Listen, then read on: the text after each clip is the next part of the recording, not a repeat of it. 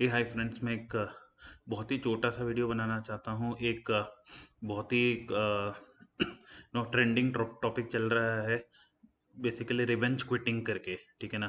तो क्या है कि बहुत एक तरीके से क्या कह सकते हैं कि बहुत हवा बनी हुई है इस टॉपिक को लेकर के। नो, रिवेंज क्विटिंग कर देंगे, रिवेंज क्विटिंग कर देंगे, और जेन जी रिवेंज क्विटिंग कर रहा है, और इस तरीके की चीज़ें जो है प्रोपेगेट किया जा रहा है। आजकल बहुत सारे आर्टिकल्स पढ़ने को मिल रहे हैं और इस तरह से हो रहा है। तो मैं थोड़ा सा इस पे लाइट डालना चाहता हूँ कि यार कि ये थोड़ा सा ना, मैं अपना पर्सनल ओपिनियन बताऊँ तो ये ना थोड़ा सा ओवरब्लोन चीज़ है, ठीक है ना। रिवेंज क्विटिंग और ऐसा कुछ होता नहीं है, थोड़ा बहुत जेनजी को थोड़ा मोटिवेटेड रखने के लिए और थोड़ा ट्रेंडी बनाने के लिए सब चीज़ें थोड़ा सा किया जा रहा है। इसको मैं समझाता हूँ, मैं इसको फटाफट से। होता क्या है कि जैसे दो सिनेरियोस हो सकते हैं। आप किसी कंपनी में काम कर रहे हो, या तो कंपनी स्टार्टअप कंपनी हो सकती है, या वो कंपनी एक एमएनसीसी कंपनी हो सकती है, ठीक है ना। तो पहला केस ले लेते हैं, स्टार्टअप कंपनी, ठीक है। स्टार्टअप में क्या है कि दो पैसे का फर्क नहीं पड़ता है, ठीक है ना। कि आप काम के हो तभी आप स्टार्टअप में रहोगे, अगर आप काम के नहीं हो तो आपका कोई रोल नहीं है, कुछ नहीं होने वाला है, वो तुरंत ही आपको निकाल देगा। और स्टार्टअप में होता क्या है कि बिजनेसेस भी आपको बहुत सामने दिखाई देता है कि क्या रेवेन्यू मॉडल चल रहा है, क्या काम है, क्या कस्टमर है। बिल्कुल बहुत डायनामिक है और बहुत ओपन है, बहुत ट्रांसपेरेंट है। तो ये सब जो फैंसी चीज़ों का तो कोई लेना देना ही नहीं है स्टार्टअप कंपनी में। अब दूसरी बात आती है कि हम एमएनसीज की बात करते हैं, ठीक है ना। एमएनसीज में तो होता क्या है कि फ्लोज और प्रोसेसेस इतने ज़बरदस्त तरीके से सेट है ना दोस्तों, इतने ज़बरदस्त तरीके से सेट है कि आप कोई भी एमएनसी ज्वाइन करोगे, चाहे आप फ्रेशर की तरह ज्वाइन कर रहे हो, चाहे मिड लेवल एम्प्लॉय की तरह ज्वाइन कर रहे हो, या किसी सीनियर एम्प्लॉय की तरह ज्वाइन कर रहे हो, किसी भी कैपेसिटी में, फ्लोज एंड प्रोसेसेस बहुत ज़बरदस्त फिक्स्ड होते हैं, सेट होते हैं। आपको कोई बहुत कम स्पेस होता है आपको मैनूवर करने के लिए, ठीक है ना। तो उसी set of flow and processes में आपको ढलना पड़ेगा।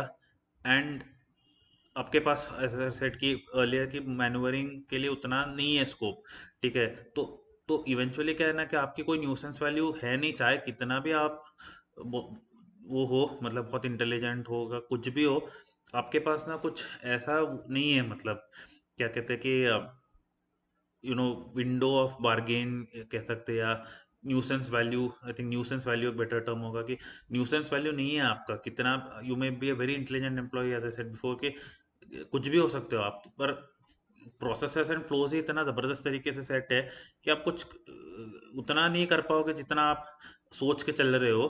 तो जब वो वाली चीज़ है, तो कंपनी को यार, सही बताऊं तो फ़र्क नहीं पड़ता कि आप जो है रिज़ाइन भी कर दोगे ना। लेट्स से कि आप एक्सपेक्ट कर रहे हो कि यार मुझे प्रमोशन मिलना चाहिए, ठीक है, और नहीं दे रही है कंपनी, या हाइक आपको चाहिए, ज़बरदस्त चाहिए, आपको हाइक नहीं मिल रहा, तो आप गुस्सा हो गए हो, ठीक है, कंपनी से। फिर आप पेपर डाल देते हो, ठीक है। कंपनी को यार नहीं फर्क पड़ता, एमएनसीज में नहीं फर्क पड़ता, क्योंकि एज आई सेड कि बिफोर की फ्लोज एंड प्रोसेसेस बहुत सेट है, आपके पास मैन्यूअर करने का बहुत ज़्यादा विंडो नहीं है। तो आप चले भी जाओगे, ठीक है, तो वो दूसरे को बुला लेंगे, उसी फ्लो प्रोसेसेस में बिठा देंगे, और काम आगे चलता रहेगा। तो you don't have much space. तो अब मैं ये नहीं कह रहा हूँ कि यार मत क्विट करो, ये करो, वो मैं नहीं कह रहा हूँ कि अगर आपको लग रहा है कि आप किसी कंपनी में काम कर रहे हो और आपको ऐसा लग रहा है कि यार नहीं जम रहा आपका वहाँ पे, ठीक है, आपको अपने मतलब की सैलरी नहीं मिल रही है, आपको अपने मतलब का प्रमोशन नहीं मिल रहा है, तो आप कंपनी छोड़ दो। बट उसको रिवेंज क्विटिंग और इन सब चीज़ों में आप इमोशनल होने का कोई फ़ायदा नहीं है, ठीक है ना। क्योंकि होगा क्या कि जैसे आप मान लो कि सिनेरियो ले लेते हैं कि आप पेपर डाल देते हो, ठीक है, आप इरिटेट हो गए हो, आप डाल लिया पेपर, ठीक है, प्रोजेक्ट के बीच में ही डाल देते हो, यही केस ले लेते हैं, ठीक है ना। फिर भी कंपनी को यार कोई फर्क नहीं पड़ता, ठीक है। कंपनी वाले तो यार एचआर हो गया, मैनेजर हो गया, वो तो ऐसे ही बोल देंगे कि यार नहीं, आप बहुत इंपॉर्टेंट हो, ये वो सब नहीं होता। इंपॉर्टेंट इंपॉर्टेंट कोई भी इंपॉर्टेंट नहीं है, वो तो रोकने की कोशिश भी इसीलिए की जाती है कि यार कि आपका 1 महीने का नोटिस पीरियड है, ठीक है।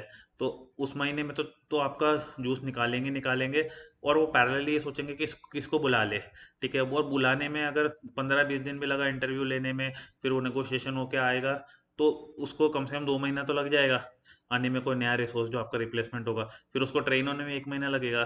तो उतना टाइम का जो न्यूसेंस वैल्यू है वही आपकी वैल्यू है, ठीक है ना। आप कितना भी अच्छे कॉलेज से कुछ भी हो, कोई फर्क नहीं पड़ता। तो उस न्यूसेंस वैल्यू को थोड़ा मिनिमाइज करने के लिए कोई कंपनी आपको हो सकता है कि बोल भी दे कि यार कि रुक जाओ, ये वो अपने मैनेजर बोल सकते हैं कि यार नहीं रुक जाओ, मत जाओ, ऐसा ऐसा बोल सकते हैं।